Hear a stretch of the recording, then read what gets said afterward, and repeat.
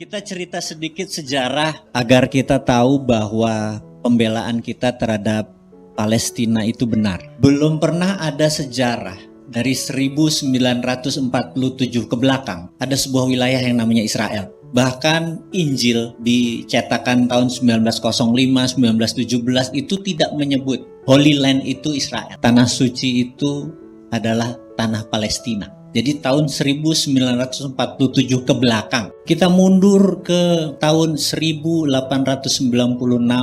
ada sebuah buku namanya Der Judenstaat, bahasa Austria, bahasa Jerman. Yang dalam bahasa Inggris adalah The Jewish State atau negara Yahudi. Yang menciptakan seorang jurnalis dan politikus bernama Theodor Herzl. Setahun kemudian, untuk pertama kalinya Jewish ini mengadakan kongres dipimpin oleh beliau, dan disitulah kalimat pertama kata Zionisme itu lahir. Karena misi Zionis itu satu, membangun negara Israel. Bangsa Yahudi itu 1000 tahun lebih di seluruh dunia itu tidak punya wilayah, dan di mana-mana dia warga negara kelas 2. Mau itu di Austria, Hungaria, di Jerman, di Inggris, dimanapun. Tetapi mereka pandai mengelola uang. Jadi pertama kali bank berdiri di Italia tahun 1600 sekian, 1600 sekian, kemudian di Swedia, dan yang paling besar Anda semua tahu namanya Rothschild. Bahkan dia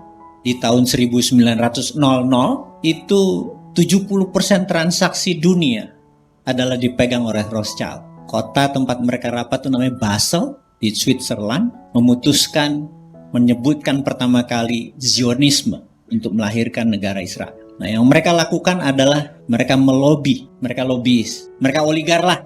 Siapa aja pejabat di sebuah negara beli.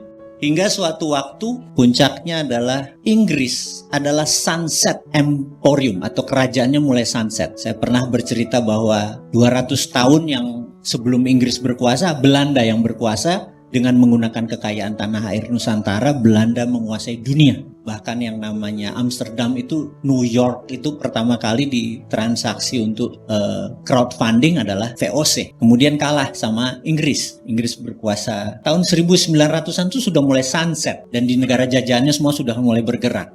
Mereka memerlukan funding, pendanaan. Dan disinilah kesempatan kalau ada yang mau kampanye, para oligar mulai ngedrop, benar ya? Nah, ini Yahudi ngedrop sehingga parlemen Inggris 90% setuju tentang konsep Zionisme atau lahirnya tanah negeri Israel. Dan mereka mengincar tanah Palestina yang dikuasai oleh Ottoman Turki. Tahun 1917 ini moment of greatness. Karena ada Arthur Balfour, ini adalah Menteri Luar Negerinya Inggris waktu itu, yang membuat namanya Balfour Declaration. Dia meminta Raja Inggris untuk membuat janji kepada Yahudi, tentunya ditulisnya Dear Mr. Rothschild, tulisannya begitu. Raja Inggris setuju untuk mendukung proyek Zionisme Anda. Bayangin, itu 1917. Nah, Perang Dunia Kedua habis di 1918, benar nggak? Ottoman kalah, Jerman kalah. Disitulah mulai masuk, karena gue pengen di Palestina, mulai masuk. Pertama beli dulu, tapi belinya pakai maksa, karena tentara Turki sudah nggak ada, pakai tentara Inggris, benar nggak?